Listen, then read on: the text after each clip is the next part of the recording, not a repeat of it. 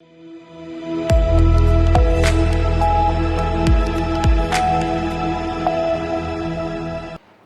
आप देख रहे हैं सी न्यूज 12। तो मैं हूं ऋषभ सक्सेना। वक्त हो गया न्यूज बुलेटिन का। इस न्यूज बुलेटिन में हम बात करेंगे रांची की, जहां रांची विश्वविद्यालय इंटर कॉलेज तीरंदाजी प्रतियोगिता का आयोजन सिल्ली कॉलेज के तत्वाधान में किया गया। आगे बात करेंगे गोंडा की, जहां जंगल की मर्डर मिस्ट्री का खुलासा हुआ, बेटे ने बाप की हत्या कर फैलाई अफवाह। ऐसी तमाम खबरों की विस्तार से चर्चा करेंगे इस बुलेटिन में।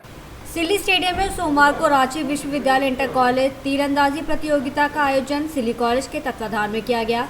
प्रतियोगिता में Silli college Silli, Ramlakhan Singh Yadav college, Birsa college Khunti, SS memorial college Ranchi, Patel BEd college Khunti, RTC college और मांझी के कुल 51 तीरंदाजों ने भाग लिया। प्रतियोगिता में 12 स्वर्ण, 13 रजत, 9 कांस्य पदक समेत कुल 34 पदक जीतकर सिल्ली कॉलेज की तीरंदाजों ने लगातार 12वीं बार ओवरऑल चैंपियन का खिताब हासिल किया। बिरसा कॉलेज खूंटी 3 स्वर्ण, 4 रजत, 4 कांस्य पदक जीतकर रनर अप बना। वहीं रामलखन सिंह यादव कॉलेज रांची के तीरंदाजों को 2 कांस्य पदक में ही संतुष्ट करना पड़ा। वहीं एसएस मेमोरियल कॉलेज रांची 2 स्वर्ण और 1 कांस्य। पटेल बीएड कॉलेज रांची ने 1 स्वर्ण, 1 रजत और 1 कांस्य पदक जीता। आरटीसी कॉलेज और मांझी 1 कांस्य पदक जीता। आज सिल्ली स्टेडियम में जो तीरंदाजी प्रतियोगिता है, ये क्या है? ये रांची विश्वविद्यालय के अंतर्गत इंटर कॉलेज आर्चरी चैंपियनशिप का आयोजन सिल्ली कॉलेज सिल्ली को दिया गया था, जो आज यहाँ पे समापन हुआ, जिसमें लगभग 9 कॉलेज इसमें पार्टिसिपेट हुए, जिसमें Birsa college Khunti, RL vice college, RTC college के साथ साथ सिल्ली कॉलेज के साथ साथ लगभग 9 कॉलेज इसमें पार्टिसिपेट में भाग लिए। रांची से सी न्यूज संवाददाता नदीम दानिश की रिपोर्ट। खबर गोंडा से है, जहां खरगुपुर कुहाना जंगल की मर्डर मिस्ट्री का खुलासा हुआ। बेटे ने बाप की हत्या कर फैलाई थी अफवाह। बेटे की निशानदेही पर आला कत्ल बरामद हुआ। वहीं छोटे बेटे को संपत्ति देना चाहता था बाप, जरूरत पर बड़े बेटे की नहीं की कोई मदद। घटना वाले दिन दोनों लकड़ी काटने गए थे। बाप की हत्या, बड़े बेटे को भी आई थी चोटें।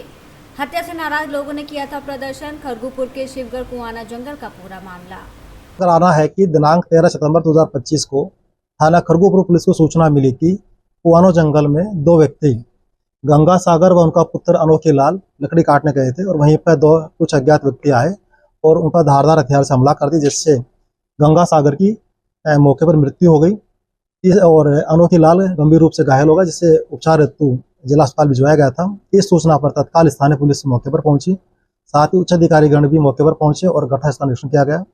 शव के पंचायतनामा की कार्रवाई कर पोस्टमार्टम हेतु भिजवाया गया। घटनास्थल पर फील्ड यूनिट टीम एवं डॉग स्क्वाड टीम को बुलाया जाकर साक्ष्य संग्रह की कार्रवाई करवाई गई।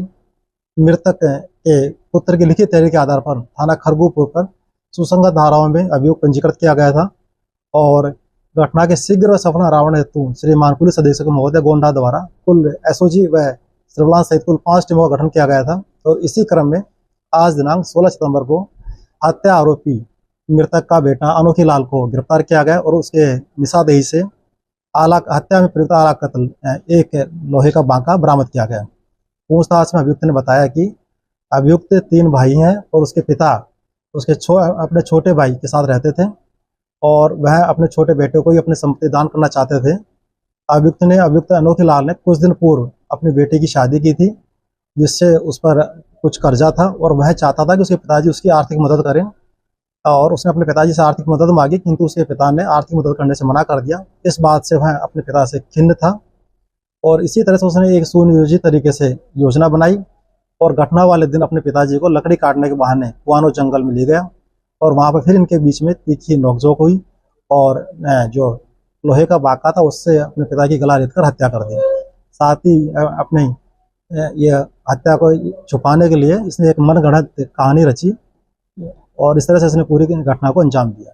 गोंडा से सी न्यूज संवाददाता मुजीब की रिपोर्ट। ओबीसी संगठनों ने महाबलेश्वर में भारी बारिश के बीच विरोध प्रदर्शन किया। ओबीसी संगठन के नेताओं के अनुसार राज्य सरकार को ओबीसी वर्ग से मराठा समुदाय को आरक्षण प्रदान करने के लिए कुछ शर्तें रखनी चाहिए थी। हालांकि बिना किसी शर्त के आरक्षण देने का फैसला लिया गया है। ये फैसला ओबीसी समुदाय के साथ अन्याय है और इसलिए मूल ओबीसी समुदाय के आरक्षण अधिकारों पर हमला किया जा रहा है। इस अवसर पर ओबीसी संगठन के सतारा जिला अध्यक्ष भारत लोकरे ने कहा, राज्य सरकार सभी को बेवकूफ़ बना रही है और इस फैसले से ओबीसी समुदाय का प्रतिनिधित्व छीन लिया गया है। ओबीसी समुदाय अब शिक्षित है और वर्तमान अन्यायपूर्ण स्थिति से पूरी तरह वाकिफ है, इसलिए हमने सड़कों और अदालतों में लड़ने का फैसला किया है। महाबलेश्वर में आंदोलन, भारी बारिश में भी एक ही मौसम, सभी ओबीसी जातिवार जनगणना हो, जितनी ज़्यादा संख्या उतनी ज़्यादा भागीदारी जैसे नारों ने माहौल को गरमा दिया। इस अवसर पर सभी ओबीसी संगठनों के तालुका अध्यक्ष अनिल लोहार, नगर सेवक संदीप सालुंके, संदीप अखाड़े, चंद्रकांत जंगम, काशीनाथ टेम्बे, इकबाल वरुणकर, एडवोकेट विठुल कदम, प्रशांत कटराट, प्रशांत अखाड़े, कुमार शिर्के, आयुब वरुणकर, अनिल ढेबे के साथ साथ ओबीसी बंधु की बड़ी संख्या में उपस्थित थे। सतारा से सी न्यूज़ संवाददाता अब्दुल रहमान की रिपोर्ट।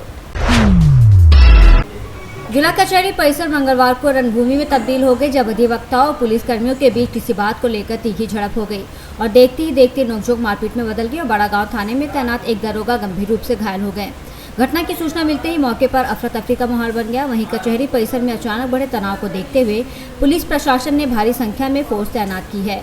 पूरे क्षेत्र को छावनी में तब्दील कर दिया गया था ताकि स्थिति पर काबू पाया जा सके। वहीं मौके पर वरिष्ठ पुलिस अधिकारी भी मौजूद रहे और हालत पर कड़ी निगरानी रखी गई।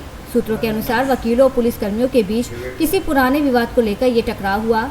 फिलहाल पुलिस प्रशासन मामले की जांच में जुटा है। दोनों पक्षों से बातचीत कर स्थिति सामान्य करने का प्रयास किया गया। इस घटना से कचहरी परिसर में तनाव का माहौल व्याप्त रहा और आम लोगों में दहशत देखने को मिली।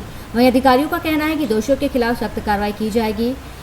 दरोगा समेत पुलिस कर्मियों पर हमला करने की घटना में शामिल वकीलों की पहचान के लिए पुलिस सक्रिय है। टीम घटनास्थल के आसपास लगे सीसीटीवी फुटेज और वीडियो रिकॉर्डिंग खंगाल रही है ताकि हमलावरों को चिन्हित कर उनके खिलाफ साक्ष्य जुटाए जा सके। पुलिस अधिकारियों का कहना है कि फुटेज के आधार पर दोषियों के खिलाफ कड़ी कार्रवाई की जाएगी।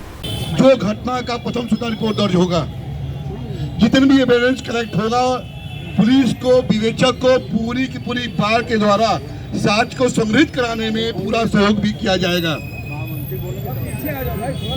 देते हैं भाइयों को कि ऐसा भविष्य में कभी पुनरावृत्ति नहीं होगी।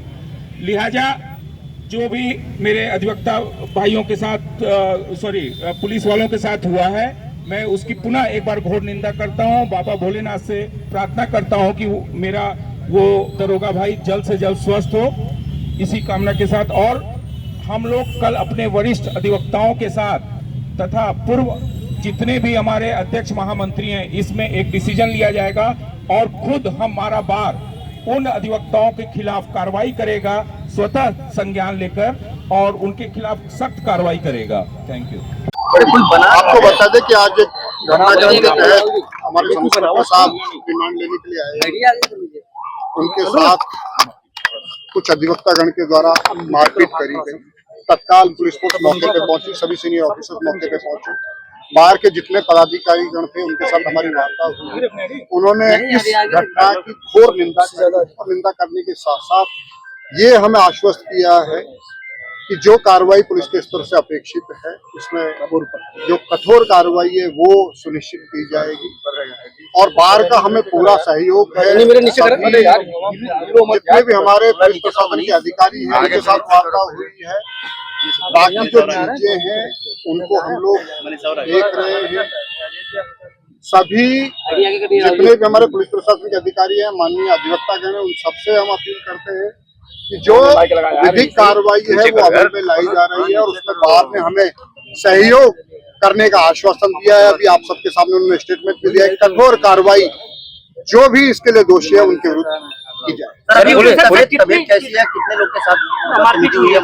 देखिए, अभी तक जो तथ्य संज्ञान में आया है, पुलिस के कर्मचारियों के साथ में मारपीट घटना हुई है, जिसमें एक सब इंस्पेक्टर उसका इलाज चल रहा है। बाकी जो हमारे कर्मचारी हैं उन सबको हमने ब्रीफ किया है कि अपना जो कार्य है उसे शांतिपूर्वक करें, अच्छे से करें। साथ ही साथ हमें बार का पूरा सहयोग मिल रहा है।